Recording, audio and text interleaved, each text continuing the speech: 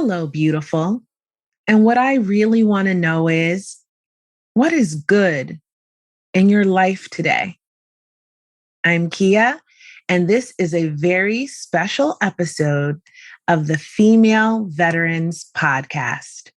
Today, I have an extra special guest with me.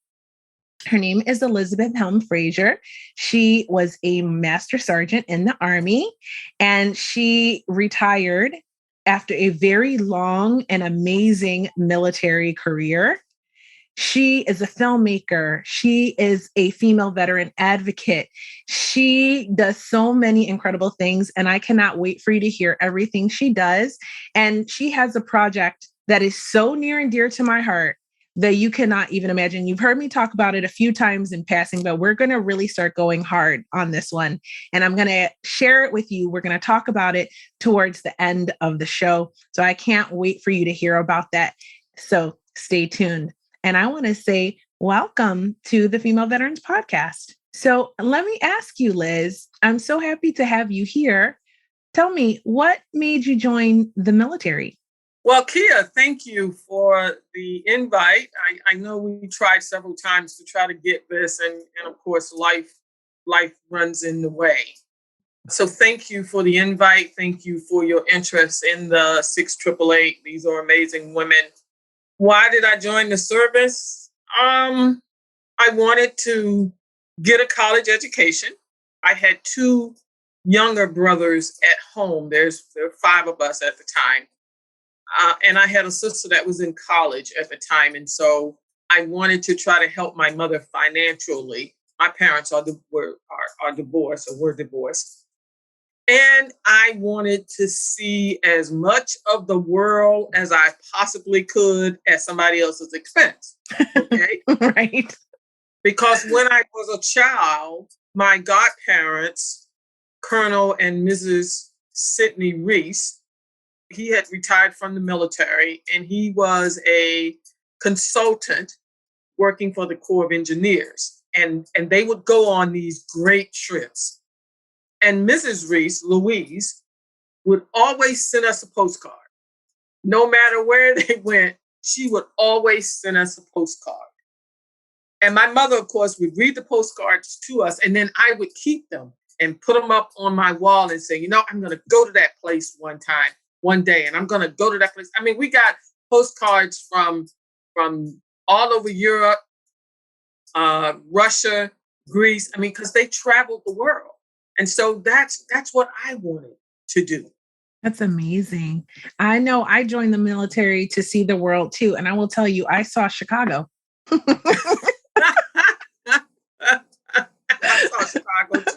It was great. But I was Navy. So I enjoyed my time in the Navy. And I actually grew to love Chicago. I stayed there for 12 years afterwards. I have a cousin that's retired Navy. His name is Robert Johnson. And he was up at Great Lakes. That's where I was. Yeah. And he must have stayed there, I don't know, 20 years. And he retired from the Navy. He was one of these people that retired from the Navy like that Friday, and then that Monday went back to work as a civilian at the same place and worked 20 years. He now lives in Florida now, but he lived in Waukegan. Oh, yeah, right. I lived there for a little bit when I was stationed at the base. Yeah. So, yeah, I wonder if we were there during the same time. Probably. Yeah. Probably. Yeah. And then I have a nephew. His name is Christopher, and his family and his mother still lives in Chicago. In fact, I'm going to go see them Thanksgiving. I love it. I miss it. I have to get back there. It's been too long. So tell me, what was boot camp like for you? So basic training I had at Fort Dix, New Jersey, which is Trenton, New Jersey, and Philadelphia. And in the middle was Fort Dix. And it was different because I didn't know that Fort Dix, New Jersey had all of that sand. And this was August of 1981, okay? We were the only female platoon in an all-male company. This is when the Army started slowly integrating women into male companies. And so the females were first platoon, okay? And then they put the men in back of us. except when we went on road marches, then it was reversed. They put all the men in front of us and then the women we had to keep up with. But there were 33 of us, 33 of us, and we only lost 3. That's impressive. Only lost 3. But the good thing about being at Fort Dix, New Jersey, was that I had an uncle, my father's brother. He had retired from Fort Dix, New Jersey, and he lived in a town called Ricetown. So I got to see him. And Fort Dix, New Jersey was close to New York City, where my mother's mother and stepfather, and of course my godparents lived. So when I got a pass, I could get on the train and go to New York City. And that was great. That sounds like fun. Actually. Yeah, that was great. So basic training was challenging, but to be able to go to New York City and spend time with my grandparents was great. So I actually was going to just ask you about the challenges of being a small female platoon with all the guys. Were there challenges with that, or were there challenges just from basically the training itself? Both. The training itself was challenging because, who walks around and shoots weapons? I mean, come on. Right. Who goes on a road march with a rucksack on your back? I mean, really, you don't do that every day. So that was challenging. But it was also challenging because, like I said, we were a female platoon of 33, and we were in a, might as well say, all male company. And so that was a challenge. And we had a drill sergeant. His name was Staff Sergeant Hendricks. He was not real happy that he had the female platoon. He was, one of these men at the time, because again, this is 1981, that probably believed that women should not be in the military. Okay. And in fact, he told all of us one time that none of us would go past the rank of sergeant, E5. He told all of us that none of us would go past the rank of E5. He told us that probably 12 of us, if we made it out of basic training and our advanced training and get to our first duty station, that 10 of us would be out within 2 years. We would transition out, get pregnant, whatever, and get out. A few of us would make it to our first re-enlistment, but none of us would probably stay past 8 or 9 years. Now, this was our drill sergeant telling us this. Wow. And in fact, one time, because he didn't like the way the bathroom was, the latrine was clean, he made all of us get up out of our bunks, get our sleeping bags. We had to get dressed, and we went across the street, and he put us out in this field. And that's where we were going to sleep, because he said, if you don't want to keep the place clean, then you can sleep outside. And someone called the assistant senior drill sergeant. And at the time, that was Sergeant First Class Martin Pate III. And he came in and he said, get them soldiers inside. Get them inside now. And he made us go to the day room. It's like a entertainment room, a game room. Okay. We all went in there, and Sergeant Pate came in. And he says, first of all, you will not be treated like this. You are soldiers. Second of all, when you get through here, you are going on to your advanced training to keep doing good things. And third of all, which is the most important thing, don't ever let anybody tell you what you can't do. The Army is changing. You all will be a part of that change. You will be able to do anything that you want to do. You will be able to go to either E9 or you can go to O10. You can be enlisted, warrant officer, or commissioned officer. But never let anybody tell you what you cannot do. And I always remembered that. That's amazing.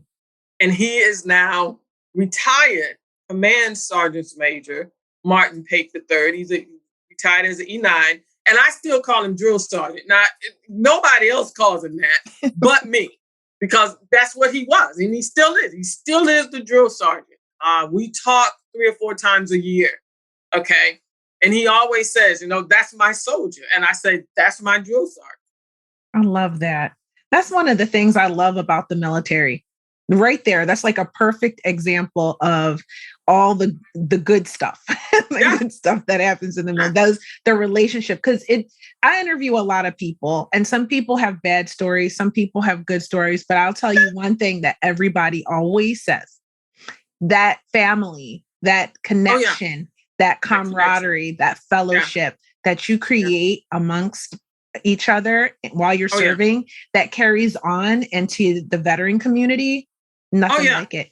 Can't beat it. Yeah. Can't beat it at all. So did you face any other challenges during boot camp? The physical training, because you run, do push-ups, sit-ups, you run, do push-ups, sit-ups. I didn't have a problem with running and sit-ups. I had a problem with push-ups because women lack that upper body strength. Okay. And it was Sergeant First Class Martin Pate III that came in on his days off on Saturdays and Sundays. It was probably 7 or 8 of us that was having difficulty passing the PT test, and so he trained us. There were some having problems with push-ups. There were some having problems with sit-ups. There were some having problems with running. Now, I didn't have a problem, like I said, with the running or the sit-ups. I could run like the wind and do sit-ups all day long. But push-ups, and he showed the ones that was having the problem with the push-up, he showed the technique of how to do the push-ups. He said, now the key is listen for your number, because you had to do so many to pass. When you hear that number, get up. I was like, oh, okay, I can do that. So, I mean, he came in on Saturdays, and he had a family at the time living right there on Fort Dix. His kids were little kids, but he took the time to come in and help us do remedial training. And on Sundays after church, he would come and help us, teach us. And this was a man that spent probably most of his time there at the barracks, because basic training is just around the clock, Mm-hmm. But he did that additional time, and I was always grateful to him for that, because when it was time to take the test again, I got down, I remembered what he told me about techniques. Soon as I heard my number, I think he had to do like 10, I got right on up. And it was like, you're a go. I was like, oh, okay. Because I had already passed the sit-ups. Now I had passed the push-ups. I could do sit-ups, and I could take off like the wind, because I was only 20, so I could run like the wind. Mm-hmm. Wow, that's a beautiful story. Actually, very dedicated to him. Yeah, that's very beautiful. I know that my company commanders were really, really amazing too. And I just remember we did trick marching in our company, and I always thought that was really fun. We did some of that too. Yeah. But we also, I remember distinctly, because we were a 900 company, and it was relatively new. So we were an integrated company as well. We were half women, half men. And so we had this little courtyard in our barracks, and every evening they would do mail call, and everyone who got packages, both the guys and the girls, we would all meet in this courtyard, and they allowed us to share all the goodies, right? And so the people who didn't get anything could get, everyone would share. And it was like such a beautiful experience and such a nice time. Yeah. I remember doing that. Yeah. I loved that. That was like my favorite part. So tell me, after you left boot camp, did you maintain any relationships with any of the ladies you were there with? Only one. Only one at the time. She has since passed. She passed about 10 years ago, but we stayed connected, throughout our careers. But she passed, I think it's been about 10 years now. I'm sorry to hear that. That is just a beautiful relationship. I wish I had been able to keep connected with some of the girls that I went to boot camp with. That's why I always ask that question, because I think that's really speaks to the bonds that you create in boot camp. So tell me, what was it like when you shifted out of boot camp and you went to advanced training?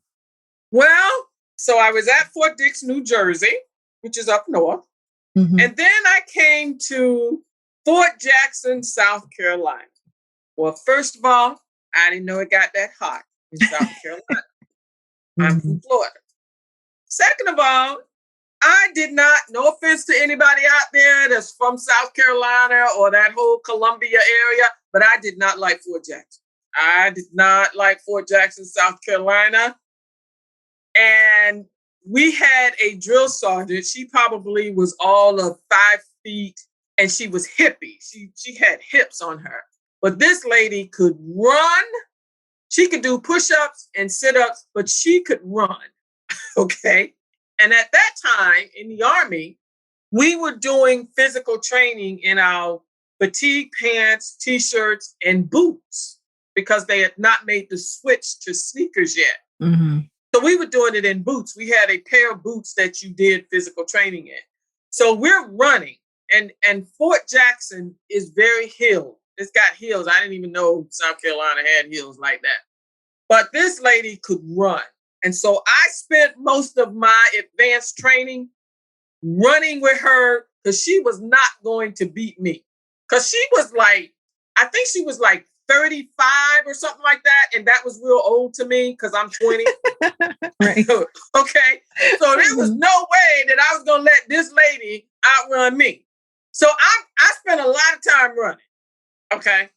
I spent a lot of time running because when we would do our physical training, we would take off and I'm right there with her, you know, and she would be calling cadence and running. I'm keeping up with her because she is not going to outrun me. Okay. So, you know, and it was hot there at Fort Jackson. Okay. But I met great friends there. Some of them I'm still in contact with. So this was the later part of 81 into 82. Okay.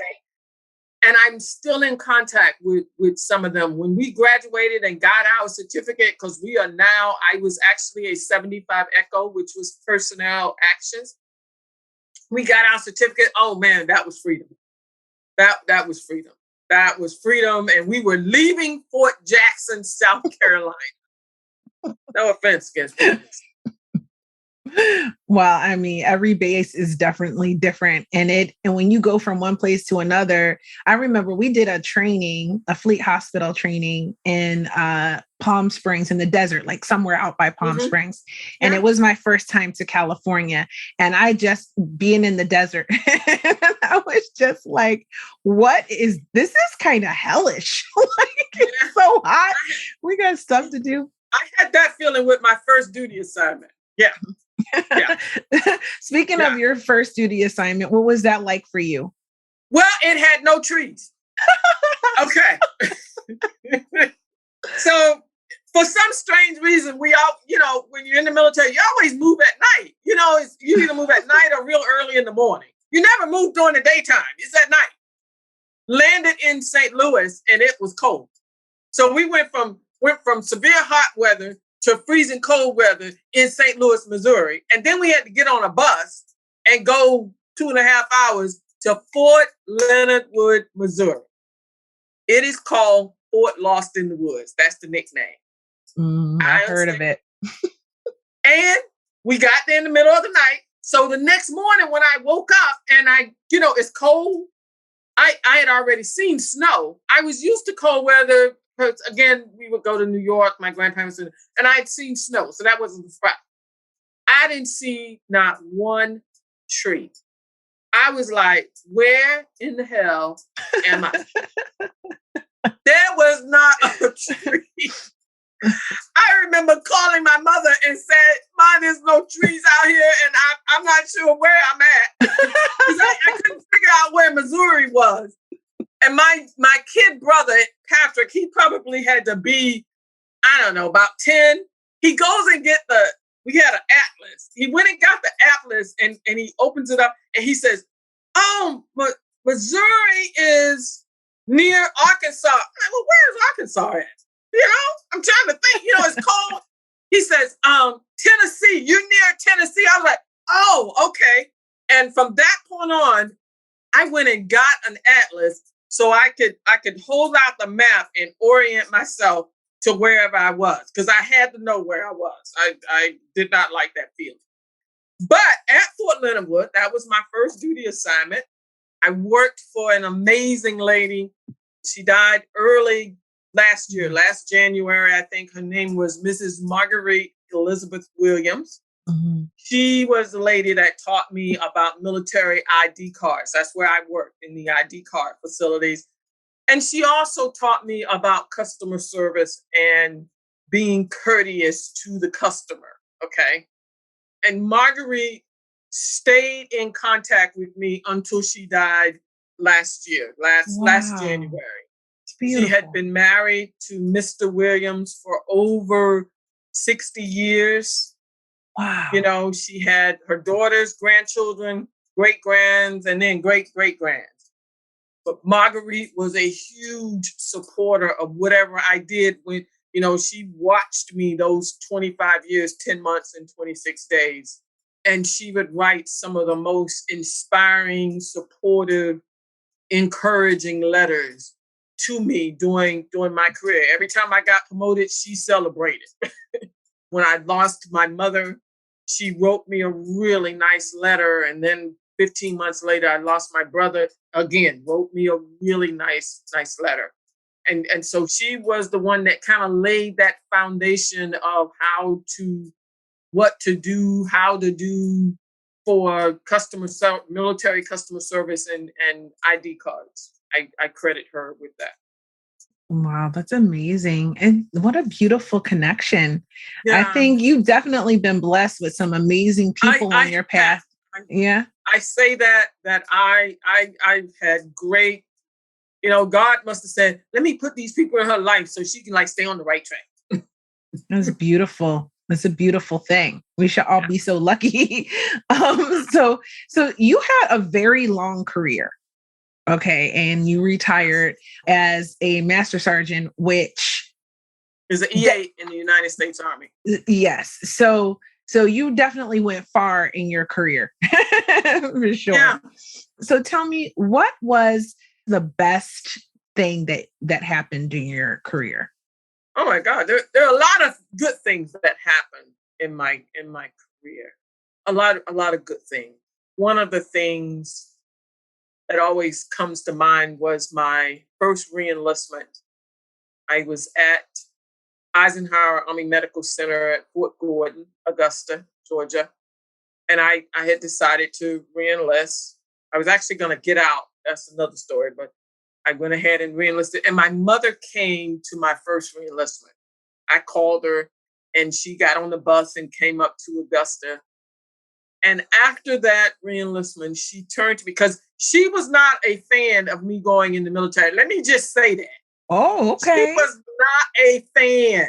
Okay. Now, what I didn't understand was, okay, so I'm the oldest of five, and there was a brother right behind me. He was going 2 weeks before me. We both went in 1981. He was going 2 weeks before me, and they were happy he was going. But her and my father were not happy that I was going because my parents were divorced. But when I did my first reenlistment, she turned to me and said, this was a great decision. And I am glad that you did not let me change your mind. Oh, that's beautiful. And that right there was like, okay, I'm making it. Because every kid wants to hear that from their parents, Hmm. their grandparents, that, they did good. Every kid wants to hear that. And so my dad never said that to me. But when my mother said that to me, I took that as, okay, this was a good decision. This was a good decision. I'm on my way. This was a good decision, you know. So that was probably one of the most. There, like I said, there were lots of other special moments. That one I always tell. When I went overseas for the very first time, because I left Fort Leonard Wood and got assignment to Hanau, West Germany, because it was still East and West at the time that I went, May of 1983. And so I'd come home, stayed in Florida a while, and then I took the train, went to New York. And my grandparents, the late Johnny and Willie Mae Davenport, they went to the airport with me. And at that time, we were leaving out of Philadelphia. Okay. And you had to be in uniform. Okay. You had to fly in uniform. And you could actually go to the gate with the person. I know people don't even believe me when I say that, but yes, there was a time you could go physically to the gate with the person, or you could walk to the gate and meet your party. I Okay. remember that. I remember. Okay. Yeah. So my grandparents, they go with me, and this is the first time that I'm, going overseas. I'm out of the country. My mother was still crying, and we get there because we getting ready to load. My grandfather, who was a World War II veteran, Army, he hugs me and he turns away.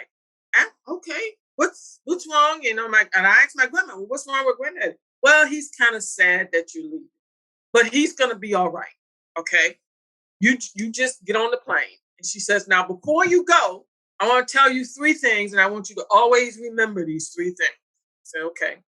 She says, no matter where you go, who you with, wherever you go at in this world, you remember these 3 things. She says, when you get to a new place, you find a place to stay, a place to do your hair, because, Black women got to have that. And you find a place to pray. You find those 3 things first, and everything else will fall into play. And so every assignment, I found those 3 things first. Not necessarily in those orders, but I always had found those 3 things first. A place to stay, a place to do my hair, and a place to pray. Solid advice. Yeah. Solid advice. Yeah. Yeah. So I love that story. That's beautiful. Yeah.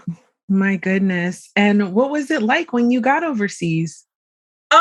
For me, it was exciting because, again, it's still East and West. It had not become unified yet. And I was in a place called Hanau, West Germany. And it was probably an hour from Frankfurt. Okay. I was stationed at Pioneer Concern. And the unique thing about that, this was the first time that I would be living and working in the same building. So we lived upstairs on the 4th and the 5th floor. And then our company, the personnel service company, was on the first 3 floors. So that was kind of neat because I was still living in the barracks then. Okay. Mm-hmm. And the other thing was Pioneer Concern was right across the street was a Kentucky Fried Chicken place. So I knew that if all else fails, I was going to be able to eat Kentucky Fried Chicken. And I ate a lot of Kentucky Fried Chicken. I ate a lot of Kentucky Fried Chicken. Oh, yeah. But Hanau was a great place. It really was. It was a great place. It had, in fact, I'm still in contact with people that I was stationed there too. Matter of fact, I talked to one a couple of days ago, and I told her I was doing this podcast. So, hey, Lori, killer, I'm on here. Hey, Lori. Yeah, and in fact, Val and Edward Pratt actually live here in the same area as I live in. They live over in Riverdale, Maryland, and I live in Laura, Maryland, and they are great, great friends. And I met them over there. And then, of course, by being in Germany, you got to travel. So I wasn't in Germany 4 weeks, and I was already taking my first trip. And of course, the first trip I took was to Paris. Okay, because I had to get this picture in front of this Eiffel Tower. I literally had the postcard that my godmother, Mrs. Reese, had sent all of those years before. And I literally got off the bus. I told somebody that's when you had a camera, not a phone, a physical camera. And I said, take my picture. Here's the postcard. Take my picture. And make sure you get the Eiffel Tower in back of me. And sure enough, I got that picture and sent it home to my mother. Oh my gosh. That is an ideal postcard. Oh yeah.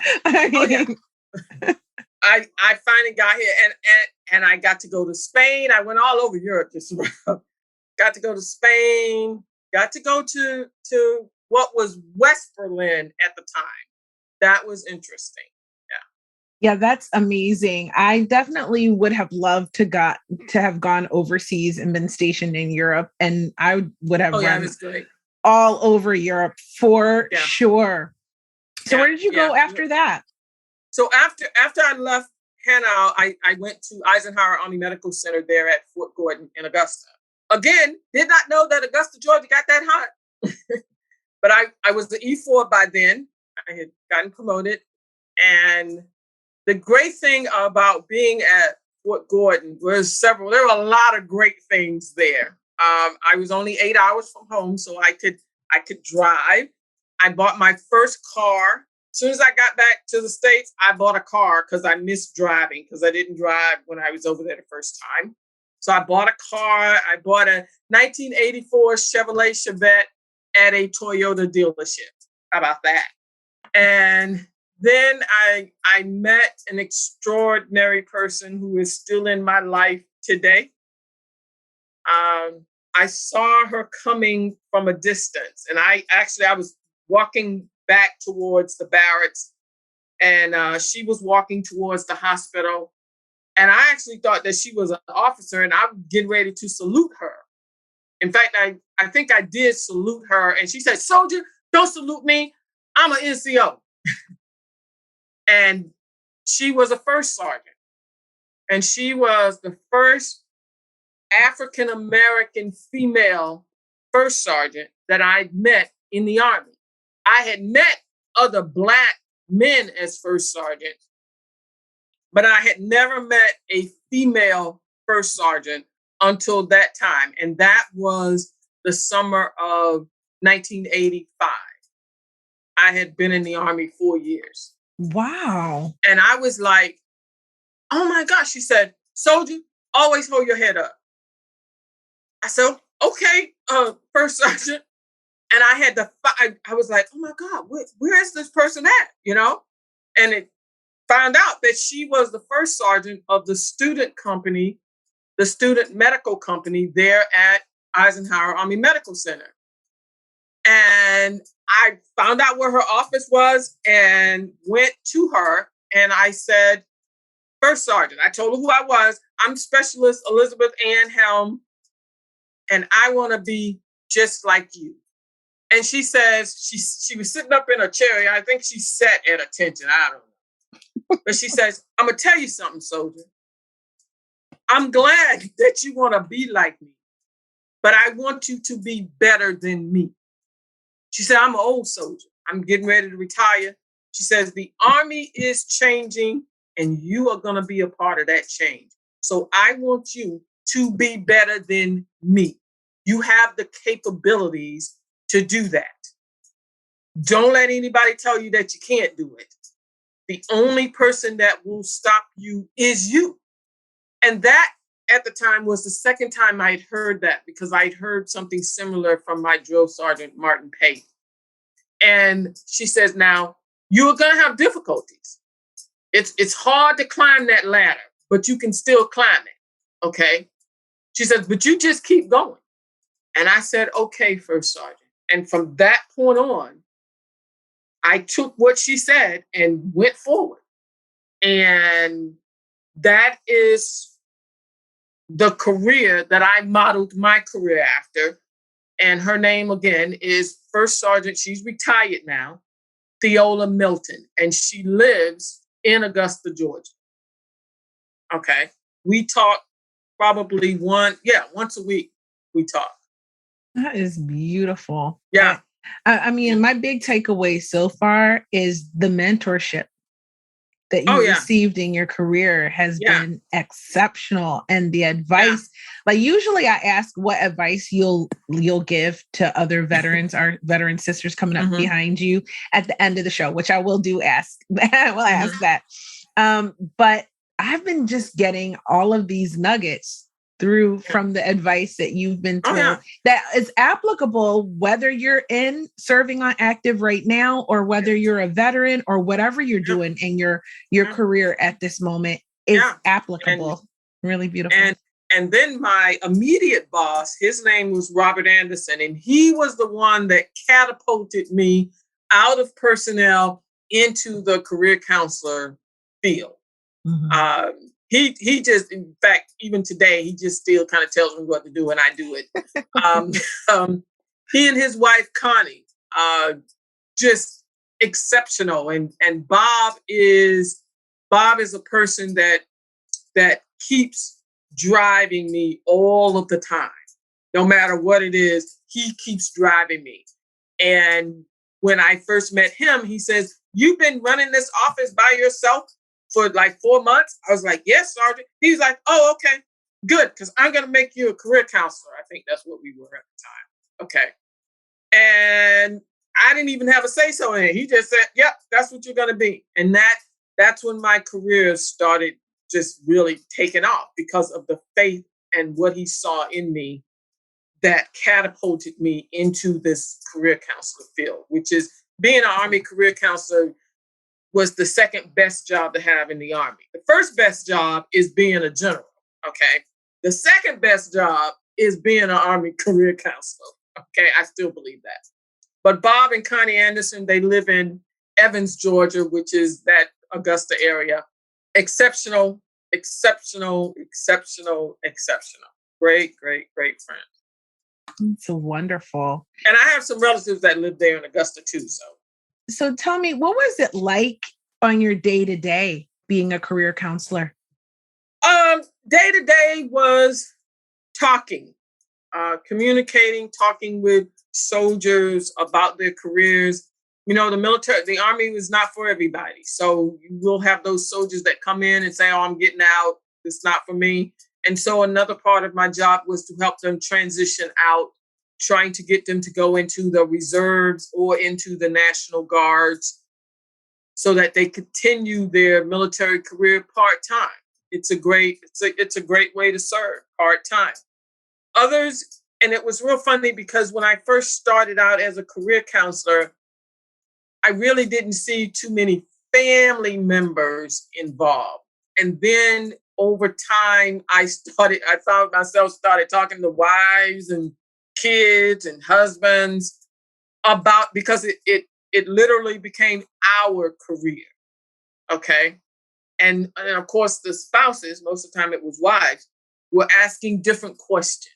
Then, the soldier is like, okay, I want to re-enlist and I just need to make sure I'm getting paid. Is there a bonus? The wives were asking, where are we going? Have you been there before?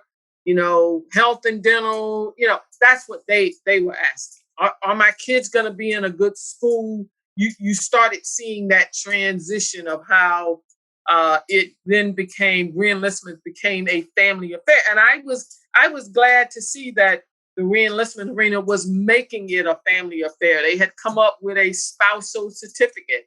So at the time when the soldier re-enlisted, the spouse would get a certificate, because it was a decision that involved family. I know when it was time for me to re-enlist, I'd call back home, talk to my mother about it, okay? Or at the time when I was married, discuss it with my husband at the time, because it is a decision that involves all of them. And so that to me was really good to see. And I was glad that I was in that stage of it. Okay. Because happy family makes a happy service member. If you got a happy service member, they do really outstanding work. I definitely would agree with that. And so you finished your career as a career counselor. Yep. Oh, well, that's beautiful. And you retired. So tell me, what was your transition out of the military like? Well, because I was a career counselor, I got to hear all the horror stories of when people would get out. Okay. Oh, I didn't wish I would have got out. Oh, I should have did this better. So I'm collecting all these stories because I'm like, nope, that's not going to be me. Okay.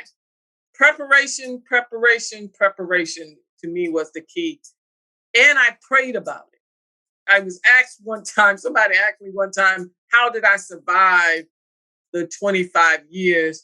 And I said, 3 letters, 1 word. And she was like, what? I said, 3 letters, 1 word. And that was God.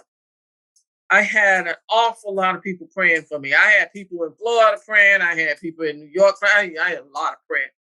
So when I started to think about retirement, I started praying.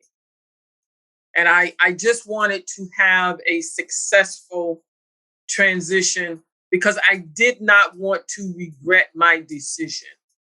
And I spent a lot of time in prayer. during that time, because I had come back from Germany the second time. I'd been in Germany, and then I'd come back from Germany, and I was stationed here in Washington, D.C. at Walter Reed Army Medical Center when it was in Washington, okay?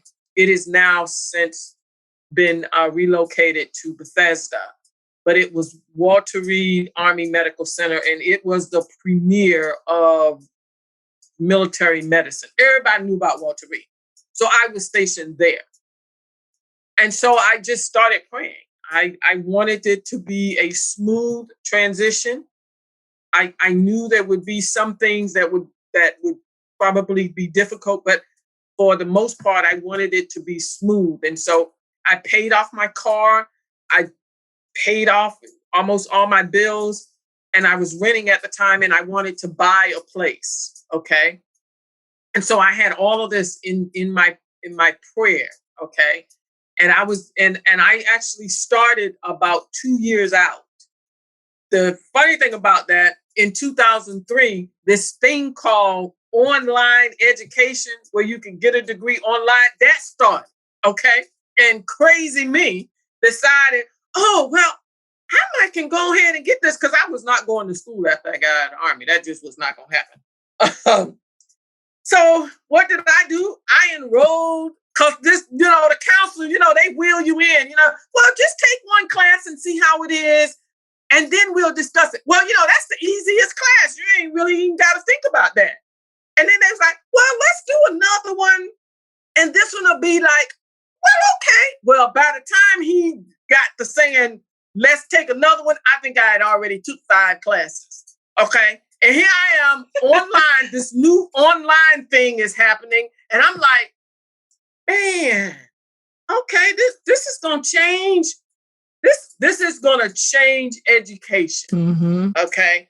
Because here I am in Washington, D.C., and I'm going to University of Phoenix in Arizona. Okay. Great school. I'm a pioneer. Okay. But before that, I had went to Wayland Baptist University. Okay.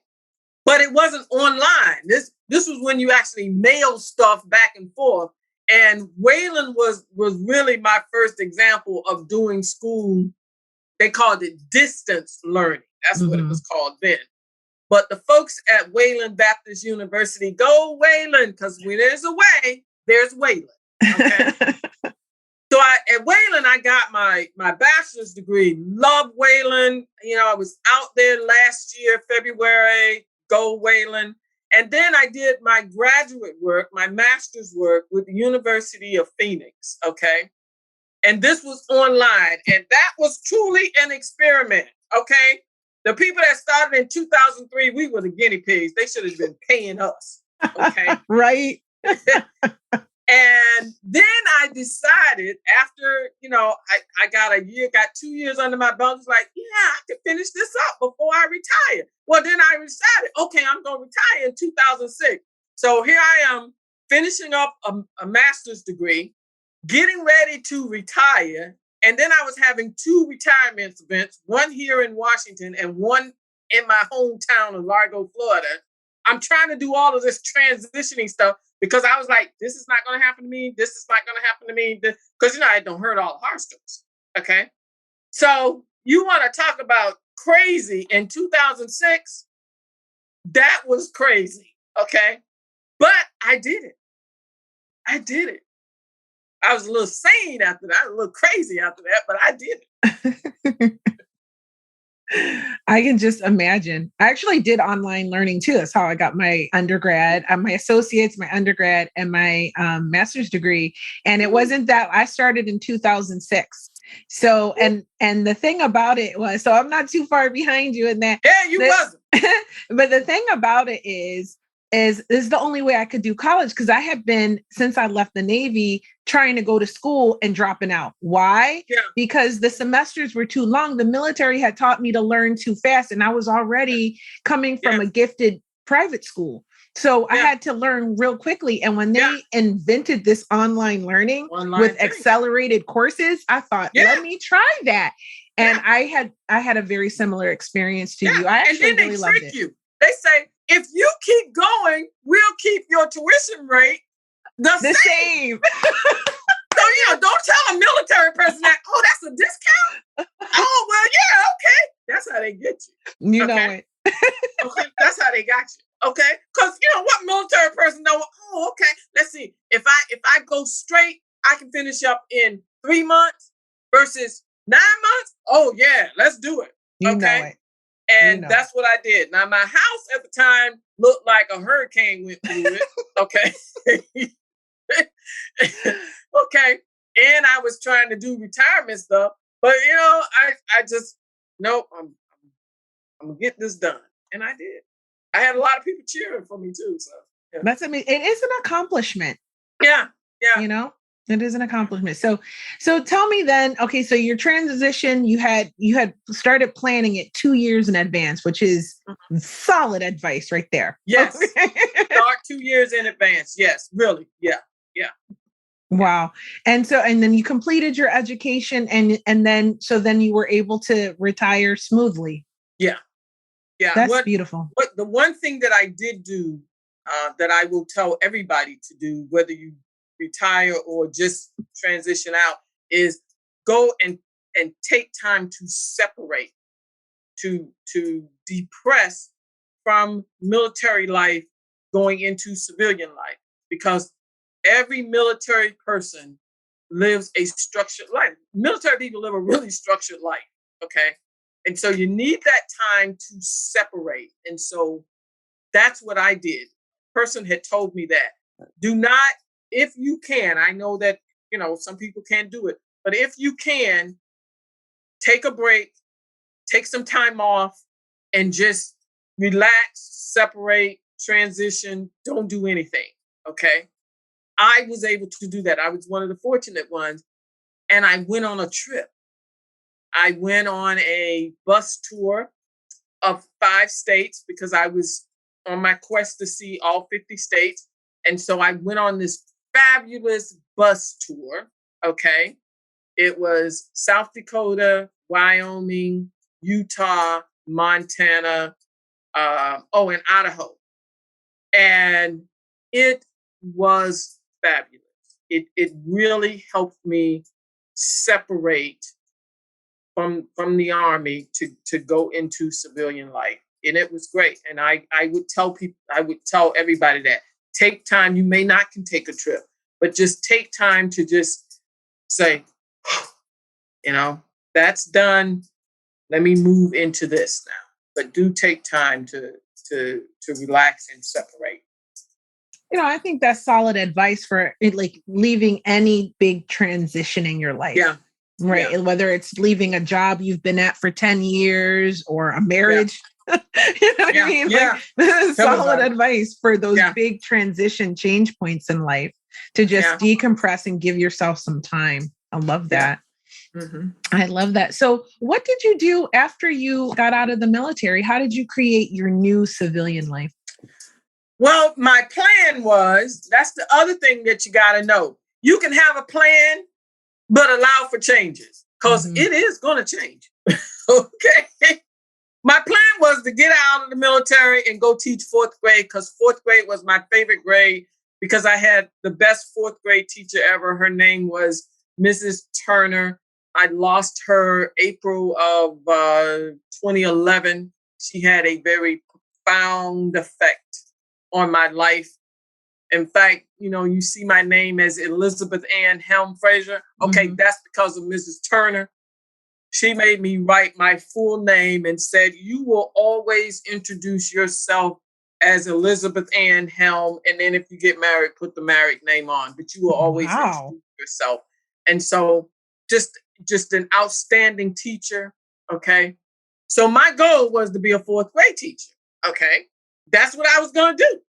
Okay. And I had a plan, because, in the military, they teach you to have a plan. Mm-hmm. So, I was going to be a teacher's assistant first, and I was going to go and get my teaching certificate, because, here I got a master's. I don't really need to get a teaching degree. I just need to get the certificate. And then I was going to do that, teach for a couple of more years. Then I was going to get into the vice president program. Then I was going to be a principal, because my goal was to be a principal. Okay, I was going to do all of that in 10 years. Okay. Well, life just don't go like that. So and I got nothing but mad love and respect for teachers, especially now, because I know what they're going to do with this COVID. Mm-hmm. The most dedicated, sincere, amazing, extraordinary, underpaid people there are in the workplace is a teacher. Because they don't get paid nowhere near the money that they should get paid. Okay. And when I saw with teacher, when I was a teacher's assistant and I was on the high end because I had a master's degree, I was just like, oh my God, is this it? And it was like, yeah. And I was seeing teachers leave the career field because the money was, I was just like, oh my God, it is true. They don't pay teachers. I was just like, so it took you 10 years to get to this point. I'm planning on being a principal. And one lady looked at me, she was like, no. Mm-mm. So I was like, what? And then of course, you started hearing it, and I was like, okay. Well, then I had to make that really tough decision. And this is where life comes in. Okay. This is where prayer is, got faith, you got to lean on it, because I had to make the decision to leave the school system. And it was Mrs. Turner that said to me, when I told her, I said, Mrs. Turner, I'm not making enough money, because I was divorced at the time and it was just me. And she was like, well, that's okay. You can always go back to teaching. Teaching will always be there. You need to do what you need to do for Elizabeth now. And so that was my okay. That she was not going to be mad at me because I was not a fourth grade teacher. Okay. She's like, oh no. Teaching is not what it used to be. So you go do whatever it is that you need to do financially to make more money. And then you can always come back to teaching. And so that's what I did. I went back to the federal government as a contractor, back at Walter Reed, as a matter of fact, as a contractor. And then it was there as a contractor that I became a federal government worker. Okay. But it was Mrs. Turner telling me that it was okay. I love your stories. I do.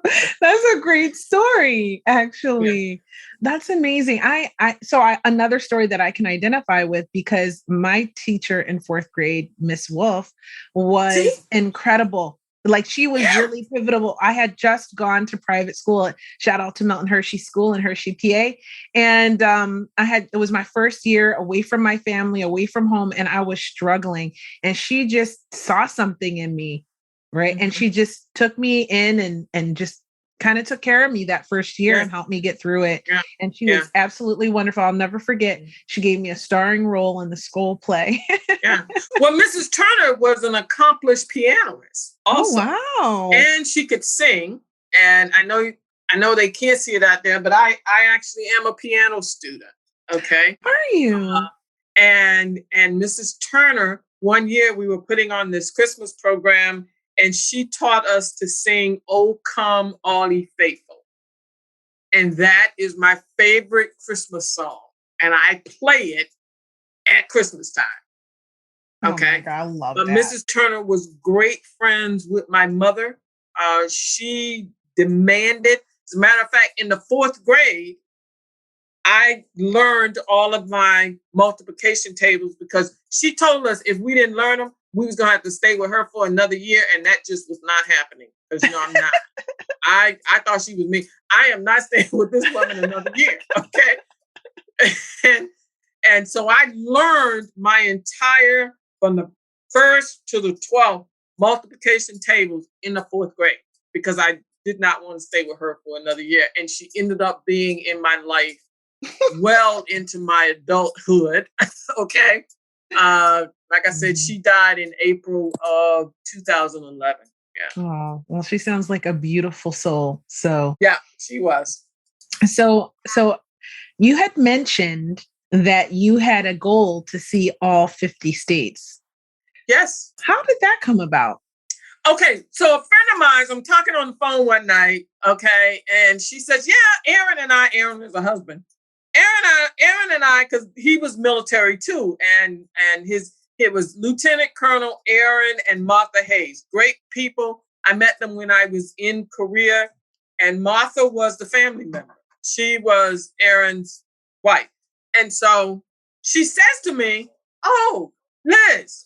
Yeah, Aaron and I got this new goal. We're gonna try to see all 50 states while we're in the military. And because we've been in the military, I think at the time they had saw probably 26 of them. Okay. And I was like, she said, that's what you should try too. And so I said, okay. So then I counted, and by that time, I had probably 21 states already. Okay, so this was 2003. So I was like, yeah, I think that's what I'm going to do. And so I started 2003 with doing 50 states, and I finished August 2019 with the 50th state. So I'm in the all 50 state club. I got my pen, I got my certificate, got my shirt. That last state was Alaska. Wow, that's incredible. Yeah. And in addition to your long and incredible military career, you've also had a long and incredible civilian career. And in addition to that, you have been doing these cool projects on the side. One of which, so like going to see all 50 states and traveling, we talked about before the show how you love to travel. We also have that in common. And we also were talking about a project that is very, very special to you and also has recently become super, super near and dear to my heart. And that's the 6888 project. So I wanted to ask you a few questions about that so that we can educate people a little bit and also tell them how they can get involved and support this cause. So tell me, how did you first hear about the 6888? I know it was when you were in the military, and I love this story, so I hope you would share it. Well, first of all, anything with service, I actually tell people that if you was to test our blood, my sister and brother's blood, if you was to test it, the DNA would come back service, because service has always been in our family. My mother, my grandparents, it's just always been there. So with the 6888, I always would see this photo of this Black woman inspecting Black women. Okay. Very, when you show people that photo, they know what it is. Well, I would always see that photo, and would always ask, well, what unit is that? Because that's the unit that I want to be in. Okay. Because all of those women look like me. Okay. And for a long time, nobody knew. And it wasn't until in the 90s, I think I was at a Black History program, and the picture was there, because that's where you saw it. You saw it during Black History Month, Women's Equality Month. And I was like, oh, that's that picture. Well, what unit is that? Because that's the unit I want to be in. And I think this guy said to me, I think that's a World War II unit. I was like, really? He's like, yeah, I think that's a World War II unit. And that was like the extent of it. Nobody knew anything else. But I would always see this photo. Okay. And so it wasn't until, 2003 or 2004, January of 2003 or 2004. I'm trying to think. Yeah, it was 2002. I had joined the Northern Virginia Chapter 33 Women's Army Corps Veterans Association. And there I learned the death of the commander of this unit, the 6888 Central Postal Directory Battalion, was Lieutenant Colonel Charity Adams Early, because she had gotten married. She had died January of 2002 in Ohio. And one of the ladies handed me her book, her autobiography. It's called One Woman's Army, and said, read it. And I read it. And let me tell you, I was like, where was this book at when I was a private? Okay. Outstanding book. And I'm going to tell every female out there going in the Army, thinking about going in the Army, veterans, read this book, One Woman's Army. It is the autobiography of Charity Adams Early. Outstanding. And so, of course, when I read the book, I was like, oh, okay. And then fast forward to January of 2018, somebody handed me a poster with that picture on it and said, oh, yeah, Liz, you might want to be interested in this. They're trying to build a 6888, a monument. Well, first of all, I already thought they had a monument, okay? And it was Mr. Carlton Philpott. He was trying to raise funds to get this monument built out at Buffalo Soldiers Park at Fort Leavenworth, Kansas. And so I wrote a letter and sent a check. And I often tell people, when you write a letter asking what is it that you can do, expect the answer back. Because Mr. Philpott called me and said, Liz, I need you to help get money for this monument. And there's another person who had just sent him a letter saying almost the same thing I was saying and sent money. And she lives right there in Laurel too. And that was, of course, Edna Cummings. And Edna and I live about 3 minutes from each other. And so we met right across the street here where I live at Red Hot and Blue. And we became the 6888 Monument East Coast Project people. And we started out with a prayer to help bring awareness and raise funds for this 6888 monument. That's actually all that we were going to do. And there's an old saying that, you know, you may have a plan, but then God directs the steps.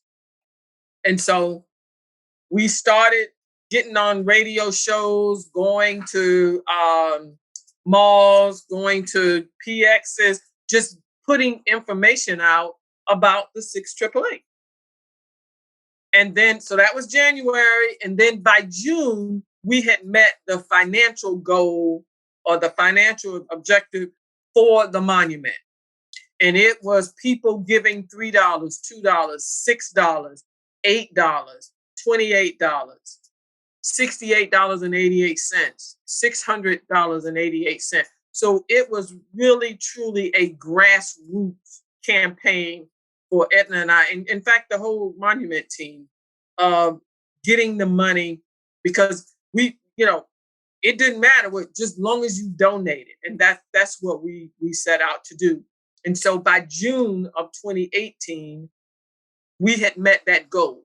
And Mr. Philpott was working behind the scenes. There is a lot of work to put up a monument. And when you see any statue, monument, that is the finished product. But it is so much work that goes into that. And another person that was working closely with him was Dominique Johnson. And Dominic is a retired major, U.S. Army. He was literally doing all of the research, making sure, because as we were, you know, raising money, they were looking for survivors. Were there any survivors? Okay.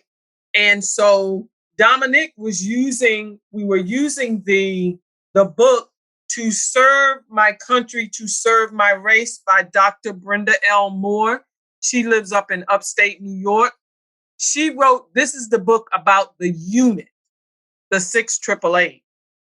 And this was the source document that we were using. She is outstanding. She is a professor in upstate New York there.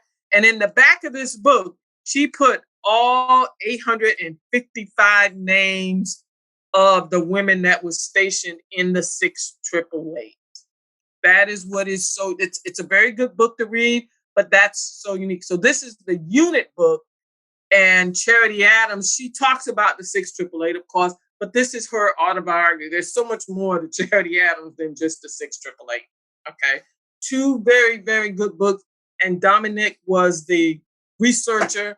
And again, by that point, I think we had located 5 or 6 of them. We hadn't located Miss Rudock yet, but yeah. So there were about 5 or 6 that we knew of at the time. And so after we got the money raised, then of course the hard part, we were working with Mr. Philpott to get this monument, because there's so much that you got to do before you actually see the finished product. And Mr. Philpott worked literally, I know, around the clock, okay, and put so much energy into this. He is commended for really truly bringing the 688 to where they are now. Miss Rudock used to say that it's Carlton Philpott is the reason why they getting the notifications, the notice that they're getting, although none of them really think that it was a really big deal. Mrs. King, who lives out in Las Vegas, she's 98, she just praises Mr. Philpott and says he is the one that brought the attention of this unit to this country. Okay. And he did. I mean, he single-handedly did that. And we are just forever grateful to him because of his work. And he still works to make sure that the history about this unit is told very accurately. It's beautiful. I will tell you that I had heard of the 6888, but I didn't know much about the unit. And I just knew that it was a postal battalion and that they were all African-American females in World War II, because I'm a little bit of a history buff and also all about girl power and also African-American women, because I am one. So all of that is important to me. So I did know a little bit, but I didn't know the details. And in January, I was approached by my friend Beverly from Virginia, and I know Beverly. She asked me to do an interview for Miss Maybelle Campbell. And to celebrate her 100th birthday. And so I was so excited, because one of the things I love to do is to sort of go back in time with my female veterans and go back and back and back and get these interviews. So for me, this was like, as a history buff, right? Huge to be able to interview one of these pioneers, and that paved the way for all of us, the rest of us to serve, and just women in general, because showing big army that women can do this job, right? And how they performed so exemplary. So I was so excited about that. And of course, she did pass away, and I didn't get to get the interview. But I was able to participate in her 100th birthday celebration. So that was awesome. And I got to interview her granddaughter. Tish. Tish is really amazing. So I learned a lot in that course of that time period. I learned a lot. And the 2 books, I just want to say for everyone listening, that I will put links to those books in the description. You can get them episode. On Amazon. I'll put the links right there. So you don't have to do any of the searching. I will get the information and put it for you, so you can just order those books and find out more. Also, I'll put the link for the documentary, the 6888, which is an amazing Lincoln film. Penny Films. Lincoln Penny Films, yes. Amazing work. And it's an amazing telling of the actual story, and it's beautiful. And you can see the monument and some of the awards that they have been receiving along the way. So I highly recommend that. And all of that will be in the description box where you read what the episode is about. But it doesn't stop there. So you guys got the Buffalo Soldier Monument, Buffalo Soldier Park Monument, right? So we get the monument. It is built, and at the time, there were 5 living members that we knew of, and all 5 of them were able to come out to Fort Leavenworth, and they had really a great time. The dedication, at the actual dedication of the monument, Charity Adams' early son, Stanley Early, was one of the keynote speakers. And Stanley Early actually lives here in the same area that I live in. He lives down in southern Prince George's County. I'm in northern Prince George's County. And he spoke of his mother, because after I tell people, I said, we're speaking of Charity Adams as a commander, as a soldier. He talks about her as a mother. And it's just so delightful to hear him talk about her as a mother. And then, like I said, they were 5 living members, and Senator Jerry Moran from Kansas is so proud that, number one, that this monument is in his state. Okay. And he was actually the one that kind of started this Congressional Gold Medal stuff because he sponsored the bill for the Senate for the Congressional Gold Medal. That bill has since passed. It passed in April from the Senate. And one thing that Senator Moran did was, in front of all of those people, these 5 women, he looked at them and said, I want to thank you for keeping 2 people who were in love together. Okay. And he was talking about his parents. His father was in World War II overseas, and his mother was there in Kansas taking care of the home front, working. Okay. And she would write his father letters. And he said, I never did really thinking about the mail. He said, but you, the 6888, you 5 sitting here, is the reason why my parents stayed together. And I want to thank you. And he thanked them, and you could just hear that emotion in his voice. And it's actually in the documentary. Okay. And he is so sincere. Okay. Because how many times you thought about, he says, you just didn't think about it. My dad got the letters, and then he wrote my mom back. Okay. And then, he did another honorable thing. We lost Miss Rudock in March of this year, and he was at her burial. And again, spoke so eloquently about Miss Rudock and the 6888. And you felt it, you felt that sincereness that he had, and this admiration that he has for the 6888. So we thank him for getting the Senate bill passed. Now we just got to work on the House. So I know that it takes 2 years typically for this process. And I know that this is not the first time that the bills made it to the floor. So he sponsored the first bill. So he sponsored the first bill back in 2019. Okay. And then there was also a House bill that Representative Gwendolyn Moore, who's up in Wisconsin, because she has a 6888 member living in Wisconsin, in Milwaukee. Her name is Miss Anna Mae Robinson. And Miss Robinson is the youngest of the group that's living. She's now 96. So the first time it was sponsored, it was 2019. And we managed to get the Senate again to pass that bill. I think it was like December of 2020. Then of course, the administrations changed. Okay. Which means the Congress then changed. So then it had to be resubmitted. And it was resubmitted. I think it was like February it came out, or January it came out. And April, we had the Senate. The Senate passed their version of it. Okay. Now we just got to work on the House. We need to get the House to get theirs, because you need 2/3 of the Senate, 2/3 of the House. And so 2/3 of the House is 290. And I checked today, we're at 188 right now. So we need, out there in Oregon, talk to your representative. You can call them, text them, Facebook them, Twitter, send letters. That's what I do. And ask them to please co-sponsor the House bill for the Congressional Gold Medal for the 6888. And it is House Bill HR 1012. So just ask them, even if you don't live in, just if you know people in other states, call them and ask them to ask their congressperson to pass this bill. Because the youngest, like I said, Miss Robinson is 96. The oldest one is 101. These women are not young women, okay? And so we've already lost 4 between August of last year and March. We lost 4, okay?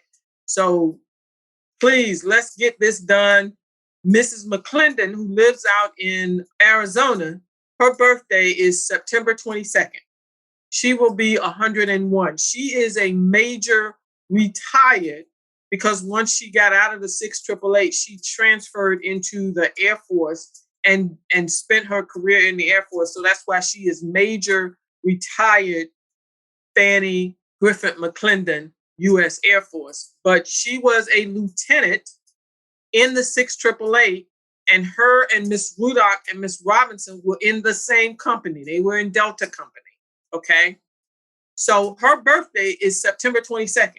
I would like to hand her this House bill as a birthday present saying it is passed, okay? So I need y'all to get out there and contact your representatives. I will send the website where you can go and look and see who has sponsored and who hasn't, and call them, text them, email, Facebook them, or all of them got pages, or you can even write a letter, okay? Because that's what I do. So let's get this done. We got to do it. We got to do it. Anywhere you are in the United States, reach out to your House of Representatives and tell them you want to see this pass. Ask for their support and help. And there's social media, letters, email, whatever you got to do. You just say the 6888 bill. They know what it is. Yeah. You just say the 6888 bill. And of course, I'll put the information in the episode description where you read what the episode is about as well. But I think this is really, really important, especially for female veterans. Every single one of us owe a debt of gratitude to the 6888. To the 6888, that's right. And so they absolutely should not be lost to history, number one, which we know they're not because of the great work that you are doing and all of the advocates for the 6888. And in addition, for this is the highest honor that they can get from the United States. And they absolutely deserve this medal. And they will be among the Navajo Code Talkers, the female Air Force pilots, the waifs from World War II, the Chinese American World War II veterans, and the Tuskegee Airmen. Yeah, Tuskegee Airmen. That's right. So they should be in that group. And so we got to see them. We got to see them get there. And in addition, stay tuned because I am going to be working on a little project regarding the 6888 and all the advocates like Liz here and shining a light on them for everything that they have been doing to get this bill passed. And we'll take a look at the process that it went through the first time and the process that it goes through and what it takes to get something like this passed, as well as honoring the 6888 and the minority veterans that served, including the Air Force women pilots, and of course, all the people behind the scenes that have been working all this time to make sure that these women are not lost to history. So I will be giving more information about that project coming out. But in the meantime, read the books, check out the documentary, and please, please, please, please, please go and tell everyone you know about this, about them, educate your children, right? And they have a Facebook page. Edna Cummings is the Facebook guru. I will put all of that in the chat. Okay. Edna's on Twitter. You know, Edna is the guru for social media. I'm the one that do all the hard copy writing letters. Okay, but Edna and Jim are the social media people. So they do have a Facebook page. It's 688TH Gold Medal, or the word 6888 documentary. Those are your Facebook page, and then it's Twitter at 6888. It's the word 6888. Okay. So go in, tag them. You know, we got a great team. Edna and Jim, great people. And then, of course, you know, Mr. Philpott, you can't say enough about him. But all of the family members that are out there with the 6888, Ava and her sister Rosaline, and BJ and Amber and Cynthia and Janice and the other Janice up in Wisconsin and Cherie, and of course Stanley, you know, Edgar Brookings, Betty Schultz, all of these guys, you know, 6888, we are 6888 family. And we want to see these women get this award because they deserve it. They deserve it. They deserve this honor. So please, please, please, please. It's just too easy now. You can tweet, email, text, Facebook, Snapchat, whatever that other thing is out there that you do, call them. Okay, call your House representative. Call them and ask them, please go support this bill. Please, please, please. It's very easy to do. It won't take much time and it'll make a world of difference to the advocates, the family, and as well as to our history, right? Yeah. And like, I couldn't even said it better myself because they deserve it. Yeah, and if you doubt for 1 second, go watch the documentary. That's right. Go watch. Yeah. Go to Lincoln Penny Films and see the documentary. Read the book. There are 2 other books that are really good. One is Standing Up Against Hate. Okay. This book is really good because it has a lesson plan that goes with it. And it's more for young adults, young readers. As a matter of fact, I just gave a 13-year-old a copy of this book. Okay. Really good, but it does have a lesson plan with it. Okay. And then the latest book that came out, it is Girls Who Stepped Out of Line. This book is unique because it talks about all women in the military. The author, okay, is a retired Major General. She actually lives here in Woodbridge, Virginia.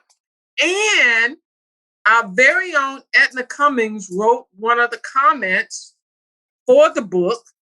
And there's a section here about the 6888 that Edna helped wrote. And yours truly is in the book. That is my picture. Wow. That's my picture. Okay? Okay? And here it is. This is the moment. I love this picture. Oh my gosh, you guys can't see it. You have to get the book to see it. But she's in front of the monument. Yeah, and she's touching it. Beautiful. That Thursday that we were there at the monument. But this book, Girls Who Stepped Out of Line, has that photo in it. It's on page 272. Okay. All right. And it's called The Moment. That's what I called it. The moment that you realize that all of the $6, $8, $28, $68, $688 made it possible for that monument. And like I said, it is in a place where there are all other famous Black men doing great things. The 6888, it now has their place there so that the generations will know that the all-Black female unit, 6888 Central Postal Directory Battalion, also guaranteed their freedom. That's what that monument is. I got chills. That gave me in my feelings. Feel emotional. Oh my gosh. I got to tell you, thank you so much for being here and sharing all of this, sharing your story, sharing about the 6888 and just all the books and all the information that we can go find to learn more. And it's just all of this is just so incredibly moving to me that it's just incredible. And so I always ask everybody before we wrap up the show, one question, and that is, what advice would you give to our female veteran sisters coming up behind you? Oh my God. Okay, first of all, never ask a senior NCO to give advice. Because, they can give advice all day long, okay? But I do want to say, before I answer that, I want to say that Herb is sitting here listening to me. Herb is my boyfriend, and he just kind of goes along with the pro. He gets dragged to everything. I feel bad for him sometimes because he just get dragged to everything. But Miss Rudock referred to Herb as her boy. Now she was the only one that could get away with that. Now nobody else was doing that. Okay. But he goes right along with me. He is right there along with the whole 6888 team. He is right there. And I love him so much. And I am so glad that he is right here with us going through what we go through, supporting Edna, Jim, and I, and about the whole team. Okay. So That's I wanted to amazing. say that. Shout out to Herb. Straight up. Yeah. Give him some applause. I guess the best advice, first thing is, stand firm on your faith, whatever that is, believe in God. But what Sergeant First Class Pate, who was my drill sergeant, now Command Sergeant Major retired Pate, said to us at the time, you can do anything you want to do. The only person that stops you is you. You have the ability to make change. The only person that stops you from doing that is you. So I say to women that are currently on active duty, veterans, you know what?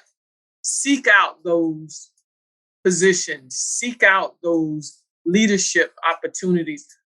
Is it scary? Yeah, it is. Okay. Is there a struggle? Yes. But see, if there's no struggle, there's no progress. If there's no progress, there's no struggle. And so anything that had come hard, you look back and you say it was worth it. Okay. Like Charity Adams says in her book, you don't set out to make history. The unit did not set out to make history because they was just doing their job. They had a mission and they went and did it. So you're not thinking, oh, I'm making history now.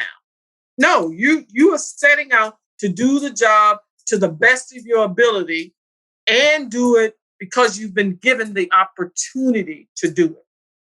So you do your very best because you've been given the opportunity. And if there's no opportunity, make an opportunity and just keep right on trying. Keep right on trying and keep on learning. Okay. And that will take you far. Outstanding. Actually, advice I could use today. So spoke right on into my heart. I needed that. And I'm sure a lot of other people did too. So thank you so much for it. And I want to just say thank you so much for being a guest on the Female Veterans Podcast. It has been a sincere pleasure to connect with you today and hear your story and be able to share it and share more about the 6888 and all the hard work that you and the whole 6888 family does. And it has really been a lot of fun to hang out with you today. So thank you. All right. Well, thank you for inviting me and thank the audience. I want to say to everybody that's listening, if you're a veteran, thank you for serving. And for those that are on active duty, keep serving. Thank you very much. And with that, we're going to wrap it up. I just want to say, as always, you'll find all the information in the description box of the show. That's where you read what the show is about. Scroll down and you'll find lots of more information underneath, the description of this episode. All the links and everything will be there. Again, please go and contact your House of Representative member for your state and let them know to support the 6888 bill. And let's get it passed. Let's get them that Congressional Gold Medal before the end of September. That would be amazing. My birthday is also at the end of September. I actually think it is the 28th. And I think it will be an amazing gift to find out, a great gift for you, that they got this medal. It would actually mean the world to me. Yeah. So my birthday is the 14th, and Herb's birthday is the 8th. You're kidding me? We're all September babies? Yeah. Miss Rudox was the 15th. Was the 16th. Yeah, we're all September babies. And my brother Patrick, who was a Army veteran, his is the 10th. So, wow. Yeah. Okay. Yeah. See, we got a whole give us a birthday present and you want to buy one. Give us that birthday present by going and get your House of Representatives to vote for this. Yeah. Absolutely. Okay. And so I just want to thank everybody for coming on this journey with me. There is something new added in the description box. Also, it is the link to my mailing list, which I'm just starting. So if you want to keep in touch and find out more about all the things that I got going on, and I'll be dropping more information about the 6888. I'm keeping an eye on this process of this bill as well. You can find out all that stuff there. Just sign up and I'll get your email. Okay, send me that link. Email Yeah, me we'll send it to you too. And so this has been amazing. I want to say thank you for coming on this journey with me for this podcast. Thank you. And well, to everybody listening, I love you guys, and I'll talk to you next time.